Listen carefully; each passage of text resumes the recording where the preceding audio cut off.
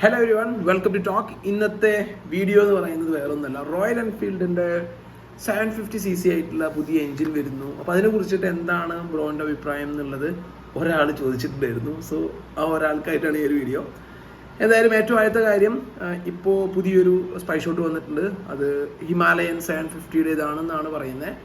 അപ്പോൾ ഹിമാലയൻ 750 അല്ലെങ്കിൽ 750cc ആയിട്ടുള്ള പുതിയൊരു എൻജിൻ എന്തിന് കൊണ്ടുവരുന്നു, അതുപോലെ തന്നെ ഹിമാലയൻ 750 വരുന്നുണ്ടെങ്കിൽ അല്ലെങ്കിൽ വലിയ ഹിമാലയൻ വരുന്നുണ്ടെങ്കിൽ അതെങ്ങനെയാണ് വരിക. ഇപ്പോൾ നമുക്ക് കിട്ടിയിട്ടുള്ള സ്പൈ ഷോട്ട് പ്രകാരം ഏറ്റവും ആദ്യത്തെ കാര്യം നമുക്ക് മനസ്സിലായിട്ടുള്ളത്, ഫ്രണ്ടിൽ 17 ഇഞ്ച്, റിയറിൽ 17 ഇഞ്ച്, അല്ലെങ്കിൽ ഫ്രണ്ടിൽ 18 ഇഞ്ച്, റിയറിൽ 18 ഇഞ്ച് ആയിട്ടുള്ള ടയർ സൈസ് ഉള്ള ഒരു വണ്ടിയായിരിക്കും. അതിൻ്റെ അർത്ഥം എന്താണെന്ന് വെച്ചിട്ടുണ്ടെങ്കിൽ, ഈ വരുന്ന ഹിമാലയൻ 750 എന്ന് പറയുന്ന മോട്ടോർ സൈക്കിൾ അതൊരു പ്രോപ്പർ ആയിട്ടുള്ള ഒരു അഡ്വഞ്ചർ മോട്ടോർ സൈക്കിൾ ആയിരിക്കില്ല, അതൊരു അഡ്വഞ്ചർ ടൂറർ ആയിരിക്കും. അത് കൺഫേം ആണ്.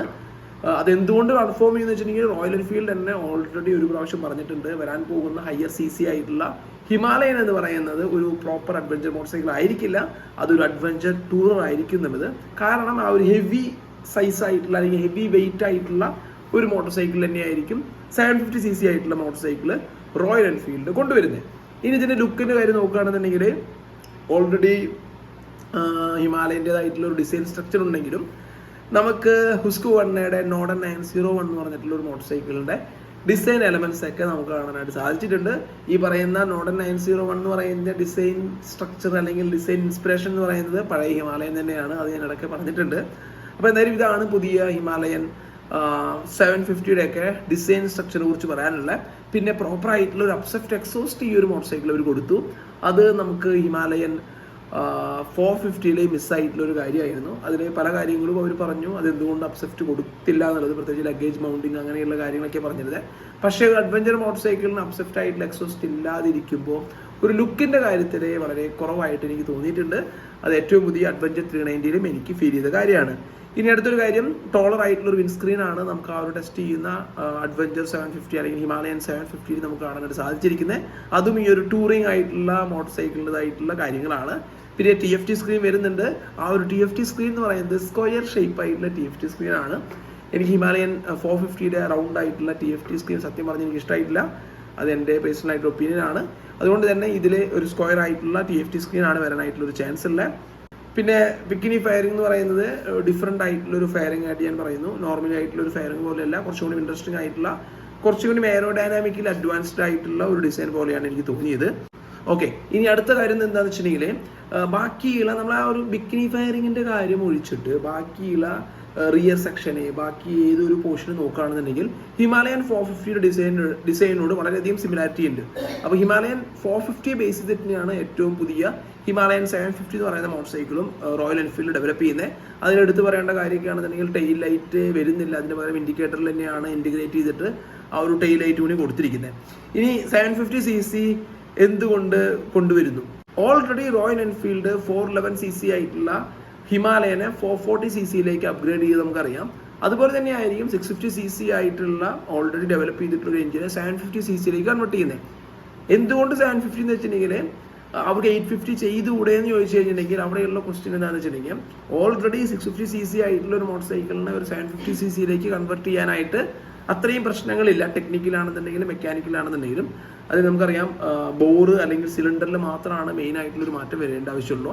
അതിനോടൊപ്പം തന്നെ സിലിണ്ടറിൽ ചെറിയ മാറ്റങ്ങൾ വേണം. അത് മാത്രമാണ് അവർക്ക് വരുത്തേണ്ട ആവശ്യമുള്ളൂ. അതിന് പകരം 850cc ആയിട്ടുള്ള എഞ്ചിനിലേക്ക് മാറ്റുമ്പോൾ കുറേ പ്രശ്നങ്ങൾ വരാനായിട്ടുള്ള ചാൻസ് ഉണ്ട്. ഏറ്റവും ആദ്യത്തെ കാര്യം, അത്രയും വലിയൊരു ഡിസ്പ്ലേസ്മെന്റ് ആയിട്ടുള്ള എഞ്ചിനിലേക്ക് വരുന്നു. ഇനി അത് മാത്രമല്ല, അങ്ങനെ ഒരു ഹയർ ഡിസ്പ്ലേസ്മെന്റ് ആയിട്ടുള്ള എഞ്ചിൻ ആയാൽ തന്നെ എയർ ഓയിൽ കൂൾ മാത്രമായിട്ടുള്ള ഒരു എഞ്ചിനായിട്ട് റോയൽ എൻഫീൽഡ് ആ ഒരു മോട്ടോർ സൈക്കിൾ ഡെവലപ്പ് ചെയ്യേണ്ടതായിട്ട് വരും. സോ അങ്ങനെയുള്ള ചില കാര്യങ്ങൾ ഉള്ളത് കൊണ്ടും, പിന്നെ ഒരു 650cc നിന്ന് ഒരു 750cc ഒരു കൺവേർഷൻ എന്ന് പറയുന്നത് റോയൽ എൻഫീൽഡിനെ അപേക്ഷിച്ചെടുത്തോളം, അതുപോലെ തന്നെ അവരുടെ കസ്റ്റമറിനെ അപേക്ഷിച്ചെടുത്തോളം വലിയൊരു മാറ്റമായിരിക്കും എന്നുള്ള ഒരു വിശ്വാസം അവർക്കുണ്ട്. സോ അതുകൊണ്ട് തന്നെയാണ് ഈ ഒരു 750cc ആയിട്ടുള്ള ഒരു എഞ്ചിനിലേക്ക് ഒരു കൺവേർഷൻ അവർ ചെയ്യുന്നത്. ഇനി ഒരു എഞ്ചിൻ കൊണ്ടുവരുന്നുണ്ടെങ്കിൽ, അതിനേക്കാൾ ഹയർ CC ആയിട്ടുള്ള ഒരു എഞ്ചിൻ റോയൽ എൻഫീൽഡ് കൊണ്ടുവരുന്നുണ്ടെങ്കിൽ, അത് കൺഫേം ആയിട്ടും ഷെർപ്പ 850 എന്നൊക്കെ പറയുന്ന പോലെ ഒരു 850cc ആയിട്ടുള്ള ഒരു ലിക്വിഡ് കൂൾഡ് ആയിട്ടുള്ള, നമ്മൾ ഓൾറെഡി ഹിമാലയൻ 450 കണ്ട പോലെ ഒരു ലിക്വിഡ് കൂൾഡ് ആയിട്ടുള്ള ഒരു 850cc ആയിട്ടുള്ള ഒരു എഞ്ചിനായിരിക്കും. അതുകൊണ്ടാണ് ഇപ്പോൾ ഒരു 750cc ഈ ഒരു എഞ്ചിൻ ഡെവലപ്പ് ചെയ്തിരിക്കുന്നത്. അതിനോടൊപ്പം തന്നെ അവർക്ക് ഈ പറയുന്ന പല കാര്യങ്ങളിലും ലിമിറ്റേഷനോട് കൂടിയിട്ട് അല്ലെങ്കിൽ മാക്സിമം പെർഫോമൻസ് എന്ന് പറയുന്ന രീതിയിൽ ഡെവലപ്പ് ചെയ്യാനായിട്ട് ഈ ഒരു 750cc ആയിട്ടുള്ള എയർ പ്ലസ് ഓയിൽ കൂൾ ആയിട്ടുള്ള ഈ ഒരു എഞ്ചിൻ കൊണ്ട് അവർക്ക് സാധിക്കും. സോ അതാണ് ഇതിന്റെ റീസൺ. ഇനി അടുത്തൊരു മെയിൻ റീസൺ എന്താണെന്ന് നോക്കുകയാണെന്നുണ്ടെങ്കിൽ ഞാൻ ഓൾറെഡി പറഞ്ഞു, മിഡിൽ വെയിറ്റ് ഡിസ്പ്ലേസ്മെന്റ് ആയിട്ടുള്ള മോട്ടോർ സൈക്കിളിനാണ് ഏറ്റവും കൂടുതൽ ഡിമാൻഡ് ഇനി വരുന്നത്. 1000cc ആയിട്ടുള്ള മോട്ടോർ സൈക്കിളിനേക്കാളൊക്കെ ഡിമാൻഡ് വരുന്നത് ഈ പറയുന്ന ക്ലാസ്സിൽ പെട്ടുന്ന മോട്ടോർ സൈക്കിൾസ് ആണ്. അതുകൊണ്ട് തന്നെ ലോകത്തിലുള്ള ഏതൊരു മാനുഫാക്ചർ നിങ്ങൾ നോക്കിക്കോ, അവരെല്ലാവരും ഈ ഒരു 750cc to 900cc ആയിട്ടുള്ള മോട്ടോർ സൈക്കിൾ പലതരത്തിലുള്ള എൻജിൻസ് ഡെവലപ്പ് ചെയ്യുന്നുണ്ടായിരിക്കും. ഓക്കെ, അത് തന്നെയാണ് റോയൽ എൻഫീൽഡിന്റെയും ഉദ്ദേശം എന്ന് പറയുന്നത്. ഇനി നിങ്ങൾക്ക് ക്ലിയർ ആയിട്ട് പറയണമെന്നുണ്ടെങ്കിൽ ഞാനൊരു കാര്യം പറഞ്ഞുതരാം.